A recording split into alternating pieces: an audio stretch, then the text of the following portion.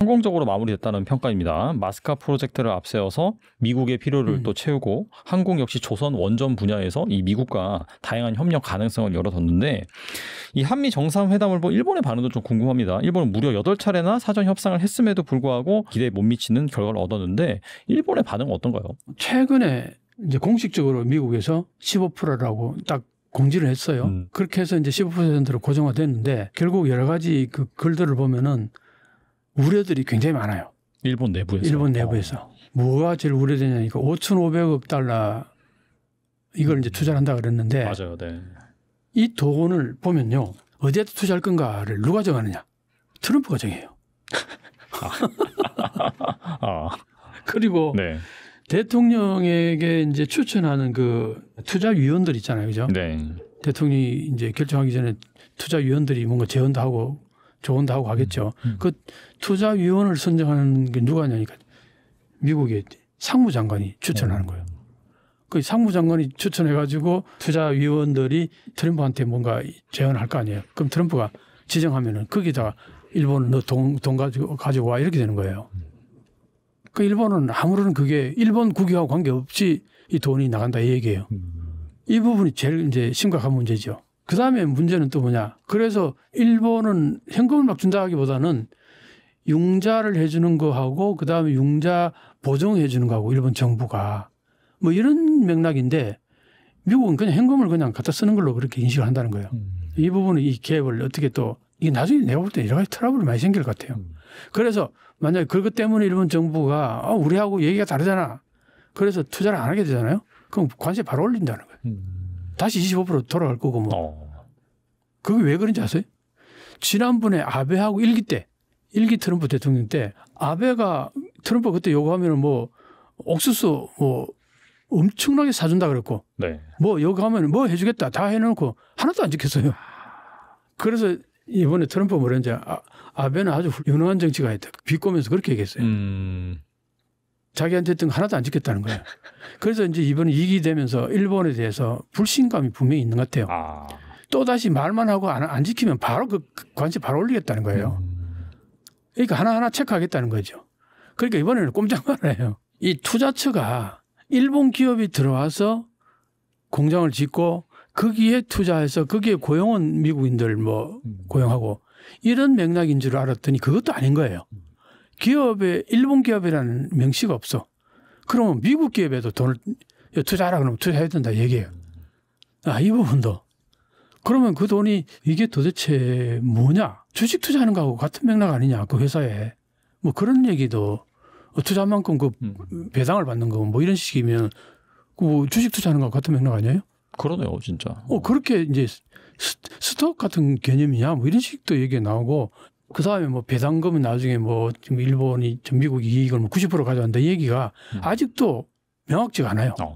90% 가져갔는데 뭘 그렇게 가져가는지 내가 그걸 읽어도 나도 이해도 안 가고요. 일본에서도 저게 도대체 저게 앞으로 어떻게 흘러갈지 잘 모르겠다. 그 불안감들이 굉장히 많은 거예요. 그러니까 이게 일본의 생각하고 미국의 생각, 미국 트럼프 대통령의 생각하고 이게 명확지가 않은 거예요. 표를 보면은 뭐 서로 생각이 많이 달라요. 자, 이게 앞으로 얼마나 트러블을 일으킬지 이제 알 수 없는 거죠. 끝나도 끝난 게 아니다. 그렇게 볼 수가 있겠네요. 맞아요. 네. 맞아요. 바로 정확히 말씀하셨는데 자, 거기에 비해서 한국은 어떠냐? 한국은 3,500억 달러잖아. 그죠? 일본은 5,500억 달러인데. 근데 우리는 어쨌든 1,500달러는 명확해요. 조선업이잖아요. 맞아요. 네. 필리 조선소에 거기에 투자하는 거라든가 미국의 조선소 성장시키고 훈련시키고 그걸 그레이드업 시키는데 거기에 들어가는 돈을 1,500달러로 딱 고정시켜 놨단 말이에요. 거기에 우리 조선소, 우리 조선업이 거기 다 같이 하잖아요. 그죠? 그러니까 이거는 명확한 거예요. 거기에서 뭐 이익금을 이제 어떻게 나누냐. 이게 뭐 일본하고 마찬가지로 우리 90% 어쩌고저쩌고 하면 그게 또 우리도 마찬가지 문제가 있긴 하겠지만 그렇긴 하지만 우리는 어쨌든 거기에 우리 기업하고 같이 합작하는 거잖아요. 미국 기업하고. 그리고 사실은 우리 기업이 우리는 뭔가 아까 말했지 일본은 미국 대통령이 투자처를 자기들이 마음대로 결정한다는 거였지만 우리는 우리가 결정한 거잖아요. 네. 조선소라는 게. 조선업이라는 거.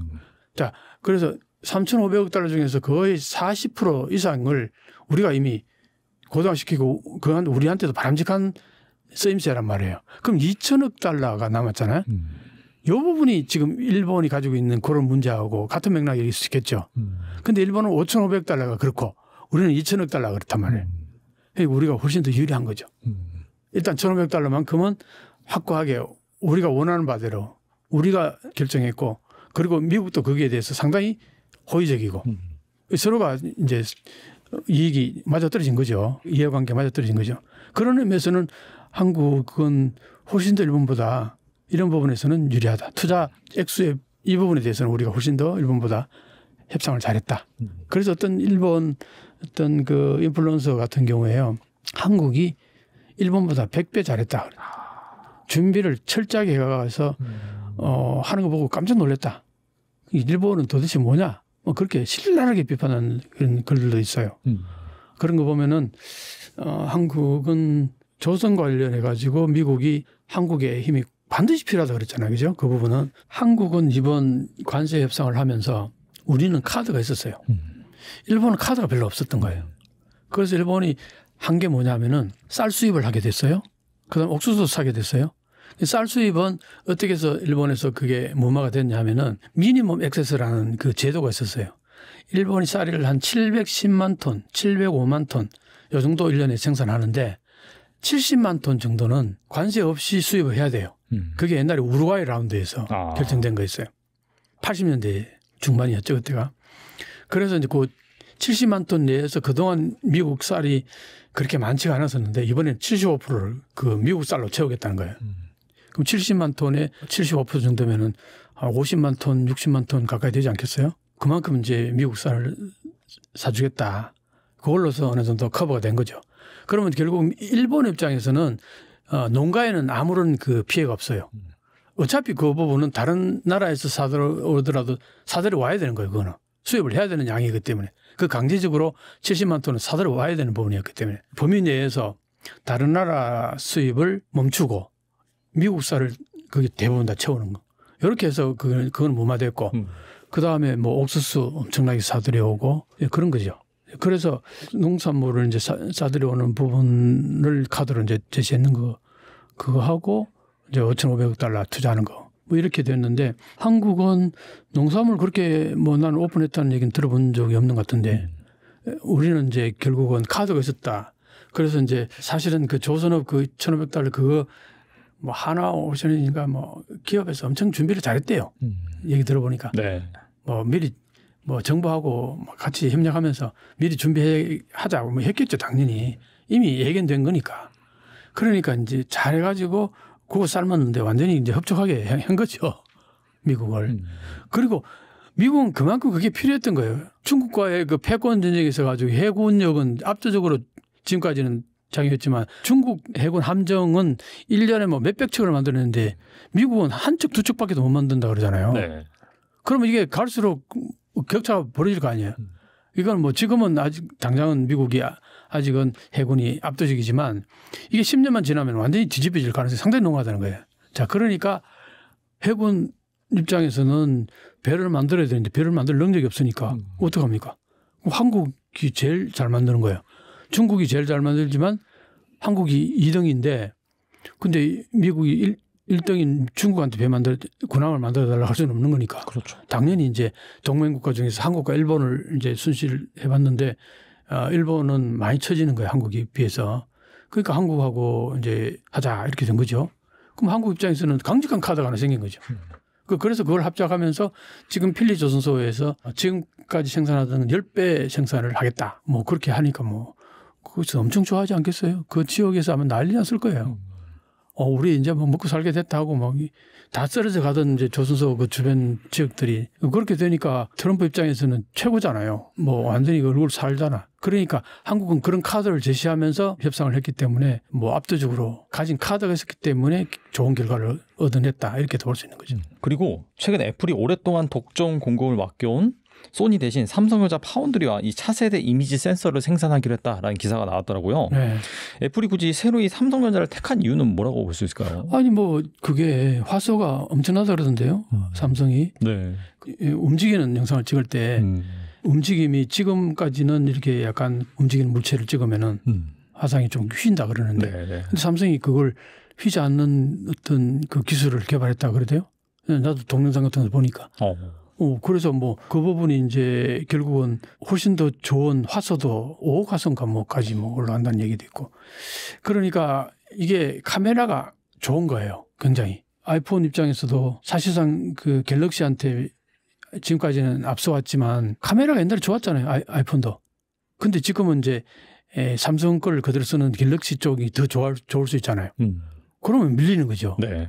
그러니까 거기에 대한 위기의식을 느낀 거. 그래서 지금 한국이 삼성이 그 화소 그다음에 동영상을 밀림 없이 휘어짐 없이 찍는 기술을 개발했다 뭐 그런 얘기 그게 아마 결정적인 영향을 미쳤다. 그런데 이제 일부 들어간다고 얘기를 하더라고. 뭐 전액은 아니고. 다는 아니고. 다는 아니고. 좀 대체를 하는 거죠. 그렇죠. 네. 그렇게 하면서 이제 그게 반응이 좋고 뭐 그게 훨씬 효과가 있다 그러면 점점 늘려나가겠죠. 그렇게 되면 이제 소니는 정말 이제 끝나는 거죠.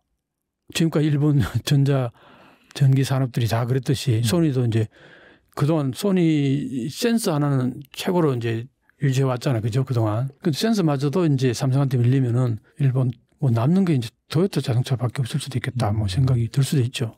그것도 비슷한 또 이슈긴 한데 히타치가 최근 백색 가전 사업부 매각을 추진하면서 시장에서 사실상 철수 수순을 밟고 있다고 합니다. 히타치는 한때 일본 가전 산업의 상징이자 메이드 인 재팬 품질을 대표하는 브랜드였는데 일본 가전의 황금기를 이끌었던 기업이 이렇게까지 쇠락하게 된 배경은 무엇일까요? 한마디로 말해서 디지털화에 실패한 거예요. 기기 디지털화에. 네. 일본은 반도체도 그렇고 이 전기전자 이것도 그렇고 근데 사실은 이거 자체가 디지털화로 가면서 거기에 반도체를 많이 써야 될 거 아니에요. 그죠? 그러면은 일본의 반도체도 살고 이 가전제품도 살고 했을 텐데 이 디지털화에 뒤쳐져 버렸던 거예요. 그래서 둘 다 망해버린 거죠. 그런데 그게 어떻게 해서 그렇게 됐냐니까 다 이게 수직통합형이에요. 수직통합형이라는 게 뭐냐 하면은 처음에 설계부터 제품 뭘 만들까 결정해서 설계하고 그다음에 거기에 부품 조달하고 그걸 제조하고 뭐 모든 판매까지 전부 다 한 회사 내에서 다 하는 걸 수직통합형이라고 그래요. 근데 이게 과거에는 통했는데 전 세계가 수평 분업형으로 완전히 발전해 나가면서 이거하고 대결이 안 됐던 거예요. 예를 들면은 뭐 센서 같은 것들도 디지털 기계 같은 것들이 전부 다 표준화돼 가지고 표준화되면 어때요? 대량 생산이 가능하잖아요. 코스트가 팍 떨어져요. 거기에 일본의 제품들이 다 코스트에서 경쟁이 안 되는 거예요. 수직 통합형을 하다는 거는 자체적으로 하다 보니까 소량을 만들 거 아니에요. 그렇죠. 그럼 그 가격이 이게 규모의 경제가 안 되는 거예요. 수평, 분업형은 다 규모의 경제를 인해 가지고 가격이 아주 저렴하게 대량 생산이 가능한데 그걸로 인해 가지고 일본 가전제품도 그렇고 반도체도 그렇고 싹 그냥 사라져버린 거예요. 그리고 또 하나는 이제 히다치 같은 경우도 지금 하는 사업들이 어떤 거냐 하니까 인프라에 이제 IT를 접속해 가지고 뭘 하는 사업. 이거는 계속해서 돈을 버는 거예요. 어떤 제품을 만들어서 거기에다가 IT 연결해 가지고 거기에다 계속 뭔가 인풋하고 아웃풋하고 이런 것들이 계속 이어지는 거잖아요. 여기에 지금 웨이터가 가 있다는 거예요. 히다치가. 네. 거기에 비해서 TV라든가 그다음에 세탁기, 냉장고 이런 것들은 꼭 그런 거 아니잖아. 이건 단품이잖아. IT하고 연결하고 그런 거 아니잖아. 그러니까 이게 별로 그 부가가치성이 자기들이 주 업종을 하는 것에 비해서는 별로 높지 않다고 보는. 근데 내가 볼 때는 쫓겨나가면서 좀 쪽팔리니까 핑계적으로 얘기한 것 같아요. 약간 철수하면서 뭔가 명분이 있어야 될 거 아니에요. 그렇죠. 네.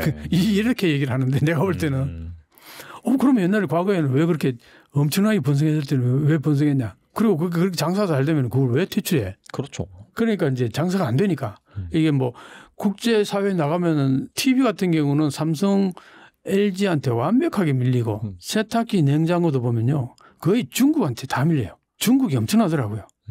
그게 왜 그러냐. 세탁기, 냉장고는 TV하고 좀 다르잖아요. TV는 화질이 되게 중요하잖아요. 이게. 그렇죠. 이거는 고퀄리티 기술이 필요하잖아. 근데 그게 삼성과 LG가 잘하는데 그건 못 따라오지만 냉장고 세탁기 정도는 그건 뭐 어디 고도의 기술을 요하는 건 아니잖아요. 그러니까 중국이 엄청나게 뭐 1, 2위는 중국이 다 쓸더라고. 근데 뭐 삼성도 보니까 삼성, LG도 많이 팔겠지만 3위, 4위, 뭐 5위 뭐 이러더라고요. 그렇게 보면 이제 국제사회 나가면은 일본의 이 가전제품은 경쟁력이 없는 거예요. TV는 지난번에 내가 얘기 한번 한 적이 있는데 그때 2019년도에 내가 한번 돌아봤을 때 여전히 LCD를 쓰더라고요. TV. 그러니까 침침해요. 나는 이게 중고품 파는 줄 알았다니까 처음에. 그러면 끝난 거 아니에요? 과거에는 일본이 삼성이 싫어가지고 삼성이 아무리 좋아도 안 썼어요. 그러니까 삼성이 장사가 안 되니까 아예 TV를 그게 배치를 안 했는데 그러니까 일본 TV밖에 없잖아. 그러니까 LCD밖에 없잖아요. 그러니까 일본 사람들은 이게 최선인가 보다. 소니니까 히다치가 만든 거니까 뭐 파나소닉이 만든 거니까 뭐 이렇게 샀는데 언제부턴가 삼성을 크게 의식하지 않고 삼성 제품을 쓰기 시작하면서 그러면서 이제 삼성의 TV도 보고 뭐 이렇게 하면서 딱 사서 보니까 너무 좋거든요. 야, 이 가격이 이 정도 좋은데 왜 그동안 내가 소니니 뭐 히다치니 그 일본 국산품이라고 일본 제품만 썼나 이런 제품 움직임이 있는 거예요. 그러니까 지금 TV는 뭐 거의 이제 일본에서 접는다고 보면 돼요. 아니면은 뭐 TV 사업을 하더라도 TV의 이 디스플레이를 지금까지 일본이 하던 LCD는 이제 접을 수밖에 없잖아요. 그죠? 그러니까 이제 삼성이나 LG로부터 사서 거기다 다 하는 거예요. 그럼 결국은 뭐냐? 뭐 껍데기만 파는 거예요. 그러네요, 진짜. 그렇게 지금 돼가고 있고. 상황이 그런 거예요. 일본이 가전제품에서 그렇게 찬란했던 시기가 다 지나고 이제는 하나 둘 퇴출하면서 히다치까지도 이제 퇴출되면은 일본의 가전제품은 뭐 거의 없다고 보면 되는 거예요, 이제 앞으로. 뭐 세계는 중국 제품이나 한국 제품이 이제 석권하는 거예요. 보니까 히타치 인수전에 삼성전자가 또 유럽 후보로 거론되는 가운데 최근 포브스 글로벌 혁신 지수에서 한국이 6위, 일본이 8위를 기록했더라고요. 네. 이번 인수가 선사된다면 이런 흐름이 이어져서 양국의 격차가 더 벌어질 가능성 어떻게 보세요? 저는 뭐 한일 역전을 줄기차게 외치잖아요. 한국의 혁신 지수 같은 거는 일본을 압도합니다. 내가 늘 얘기하는 게 일본은 왜 혁신이 안 되느냐. 첫째, 장인 정신을 얘기하는 거예요. 장인 정신은 혁신을 얘기하는 게 아니잖아요. 이거는 개선이 일본에서 가이젠이라는 가이젠. 요거는 하도 유명해서 옥스퍼드 사전에 가이젠이라는 단어가 있어요. 하도 많이 쓰니까 이 가이젠이라는 게 일본의 모노즈쿠리 제품 만드는 데 있어서 정신이었다고 보면 돼요. 장인 정신. 장인 정신은 하나의 물건을 오랫동안 계속 조금씩 개선시켜 나가 그걸 계속 유지하는 걸 그게 장인 정신이잖아요. 그런데 이 디지털은 그게 아니란 말이에요. 그게 혁신이 나올 수 없는 거야. 내가 그 얘기를 계속했고 또 하나는 아까 말했듯이 수직 통합형을 왜 그렇게 고집했느냐 일본이. 우리가 제일 기술력이 제일 뛰어나다. 그 자만심인 거죠. 그걸 이제 외부에서 수입해 들어오다 보면은 뭐 불량품도 생길 수도 있고 납기 제대로 안 지켜질 수도 있고 이런 거에 대한 우려가 있었겠죠. 일본의 입장에서는. 그럼 우리가 만드는 게 최고다. 그게 우리 내부에서 만들어요. 반도체도 그랬고 이 가전제품도 그렇고 그래서 망했어요. 그래서 지금 반도체 지금 래피더스는 IMAX라든가 뭐 저기 IBM이라든가 뭐 전부 다 국제적인 어떤 유명한 반도체 관련 회사들하고 조인트 해가지고 나가잖아요. 그게 철저한 그 반성에서 나오는 거예요. 자국 우선주의. 지금 근데 이 기술들은 자국 우선주의에서 벗어나고 있는데 정치적인 구호는 재팬 퍼스트로 이제 돌아가는 거예요, 이게. 그러니까 내가 볼 때는 나는 미국이 트럼프 아메리카 퍼스트 저것도 썩 좋은 정책은 아니라고 봐요. 저게 미국이 그렇게 썩 좋은 걸로 보지는 않는단 말이죠. 마찬가지로 일본의 재팬 퍼스트 여기에 막 여론이 몰리고 하는 거 이것도 별로 좋은 현상이 아니라고 봐요. 자, 거기에 비해서 한국은 어때요? 한국은 K 붙어서 전 세계를 휘젓고 다니잖아요. 모든 게 K 붙어가지고. 우리는 완전히 글로벌리제이션이에요. 전 세계를 상대로 뭔가를 해나가는 오픈 마인드 되는